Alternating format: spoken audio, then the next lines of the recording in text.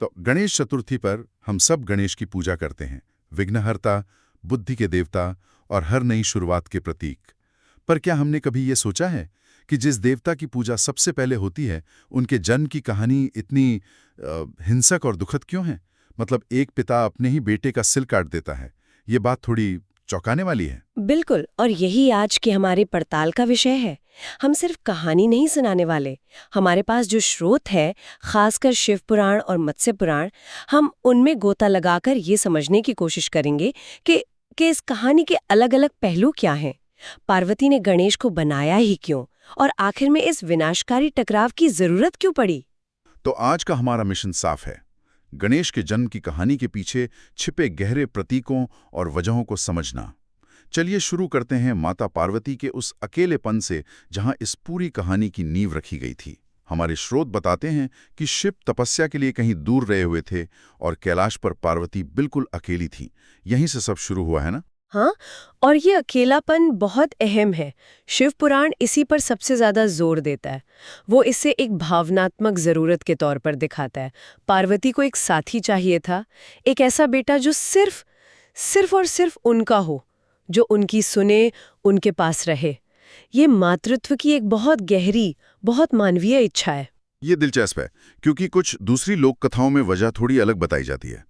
वहां कहा जाता है कि पार्वती को एक ऐसे द्वारपाल की जरूरत थी जो शिव के गण जैसे नंदी की तरह शिव का पक्ष न ले, बल्कि सिर्फ उनकी आज्ञा माने। आपने बहुत सही मुद्दा उठाया। मतलब मामला सिर्फ अकेलेपन का नहीं, बल्कि अपनी निजता, अपनी प्राइवेट स्पेस को बनाए रखने का भी था। बिल्कुल, और यही स्रोतों का विश्लेषण करने का मजा है।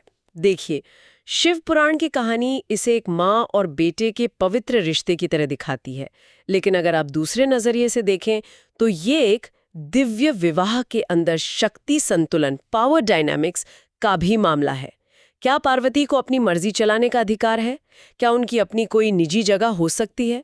तो ये कहानी सिर्फ ममता की नहीं, बल्कि अधिकार और पहचान की भी बन जाती है। वाह! मतलब कहानी की शुरुआत ही दो अलग अलग मोटिवेशन से हो सकती है, एक भावनात्मक और दूसरी थोड़ी रणनीतिक। अच्छा, तो पार्वती ने तय कर लिया कि उन्हें एक पुत्र चाहिए। फिर उन्होंने उसे बनाया कैसे? मैंने सुना है कि उन्होंने अपने शरीर पर लगे हल्दी और उपटन का इस्तेमाल किया था। क्या इन चीजों का कोई खास मतलब है? हाँ, बिल्कुल है। ये सिर्फ कोई भी मिट्टी नहीं थी। हल्दी और चंदन का लेप, जिसे उपटन कहते हैं, वो पवित्रता और शुभता का प्रतीक है। इसका इस्तेमाल करके पार्वती ने ये सुनिश्चित किया कि उनकी रचना सिर्फ शारीरिक नहीं, बल्कि आध्यात्मिक रूप से भी शुद्ध हो। और यहाँ सबसे असाधारण बात यह है कि ये रचना बिना किसी पुरुष के हस्तक्षेप के हुई। मतलब ये पूरी तरह से एक स्त्री की सृजन शक्ति, उसकी क्रिएटिव पावर का प्रदर्शन था। एकदम सही। ये पार्वती की दिव्यता को स्थापित करता है। वो सिर्फ शिव की पत्नी नहीं है, वो खुद में शक्ति हैं, आदि शक्ति। गणेश का जन्म इस बात का प्रमाण है कि वो जीवन का निर्माण स्वयं कर सकती हैं। ये दिखाता है कि मातृत्व अपने आप में एक ब्रह्मांडीय शक्ति है। और जन्म के तुरंत बाद ही उन्हें अपना पहला काम मिल गया, दरवाजे पर पहरा देना। पार्वती ने कहा, किसी को अंदर मत आने देना। एक नए जन्मे बालक के लिए कितनी बड़ी जिम्मेदारी थी। और यहीं से कहानी का दूसरा अध्याय शुरू होता है, कर्तव्य यानी धर्म। गणेश के लिए उस वक्त दुनिया में सबसे बड़ा सच उनकी माँ का आदेश था। उनके लिए वो आदेश ही उनका धर्म था। उन्हें ये नहीं पता था कि कौन आने वाला है, वो शिव है या कोई और। उन्हें बस इतना पता था कि माँ की आज्ञा का पालन करना है। तो ये एक तरह से उनकी पहली परीक्षा थी, अपनी माँ के प्रति निष्ठा की परीक्षा। और उन्होंने इसे पूरी गंभीरता से लिया। और उनकी यही दृढ़ता, यही कमिटमेंट आगे होने वाले महान टकराव की जमीन तैयार करता है। बिल्कुल, क्योंकि दूसरी तरफ से एक और शक्तिशाली धर्म टकराने वाला था। और वो थे भगवान शिव, जो अपनी लंबी तपस्या से लौटे थे और अपने ही घर में प्रवेश करना चाहते थे। यहाँ से कहानी में तनाव बढ़ना शुरू होता है। जब शिव आए तो एक छोटे से बालक ने उनका रास्ता रोक लिया। सोचकर ही अजीब लगता है। ये कहानी का सबसे नाटकीय मोड़ है। शिव पुराण में इसका बहुत गहरा वर्णन है। शिव हैरान है कि ये कौन है जो मुझे मेरे ही घर में रोक रहा है। वो उसे समझाने की कोशिश करते हैं, लेकिन गणेश टस से मस नहीं होते। वो कहते हैं, मेरी माँ ने मना किया है, आप अंदर नहीं जा सकते।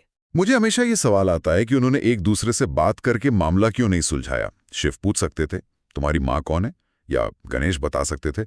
इतनी हिंसा की नौबत ही क्यों आई? ये बहुत अच्छा सवाल है। इसका जवाब हमें किरदारों के स्वभाव में मिलता है। शिव, जिन्हें महादेव भी कहते हैं, परम सत्ता है। उनके अधिकार को चुनौती देना अकल्पनीय है। जब एक बालक उनके अधिकार को सीधे सीधे चुनौती देता है तो वो इसे अपने अपमान के तौर पर देखते हैं। उनका क्रोध पल भर में आता है और वो विनाशकारी होता है। वो भोलेनाथ है तो रुद्र भी है। और गणेश अपनी तरफ से जिद पर अड़े थे। उनके लिए मां का वचन ही सब कुछ था। हाँ, यहाँ दो निरपेक्ष सत्य, दो एब्सोल्यूट ड्यूटीज आपस में टकरा रहे हैं। एक, पति का अपने घर पर अधिकार। हाँ। दूसरा, पुत्र का अपनी मां की आज्ञा का पालन करने का कर्तव्य। दोनों अपने अपनी जगह सही हैं। ऐसी स्थिति में जहां कोई भी पीछे हटने को तैयार नहीं, टकराव होना तय था। और वो टकराव एक बड़ी त्रासदी बन गया। हाँ, ये हमें सिखाता है कि कभी-कभी दो सही चीजें भी आपस में टकराकर एक बड़ी त्रासदी को जन्म दे सकती हैं। और वो त्रासदी हुई। क्रोध में आकर शिव ने अपना त्रिशूल उठाया और एक झटके में गणेश का सिर धड़ से अलग कर दिया। ये पढ़ते या सुनते हुए आज भी दिल दहल जाता है। ये क्षण अज्ञानता से जन्मी त्रासदी है। इग्नोरेंस। शिव को नहीं पता था कि वो उनका पुत्र है, और गणेश को नहीं पता था कि वो उनके पिता हैं। बिल्कुल।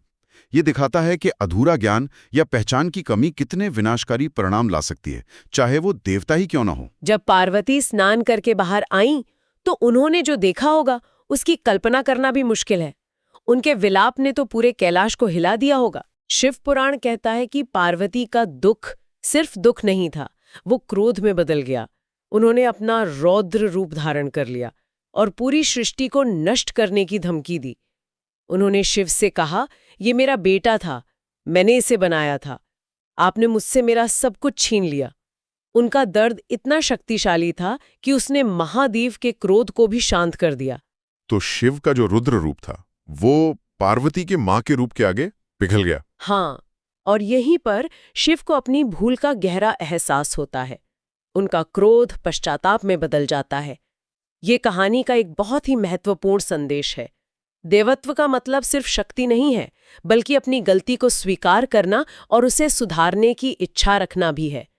शिव का यही पश्चाताप गणेश के पुनर्जन्म का रास्ता खोलता है। और फिर उन्होंने अपने गणों को आदेश दिया कि उत्तर दिशा में जाओ और जो भी पहला जीवित प्राणी मिले उसका सिर ले आओ। हाँ, यहां एक सवाल उठता है, कोई भी प्राणी क्यों, और हाथी ही क्यों मिला? क्या यह महज एक संयोग था? पौराणिक कथाओं में संयोग जैसी कोई चीज नहीं होती है। हर चीज के पीछे गहरा प्रतीक होता है।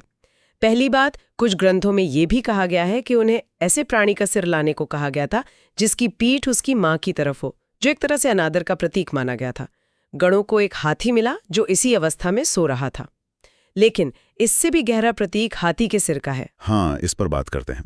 इंसान का सिर हटाकर एक जानवर का, खासकर हाथी का सिर लगाना, इसका क्या मतलब है? ये एक बहुत बड़ा बदलाव है। ये सिर्फ एक शारीरिक बदलाव नहीं है, ये एक आध्यात्मिक रूपांतरण है।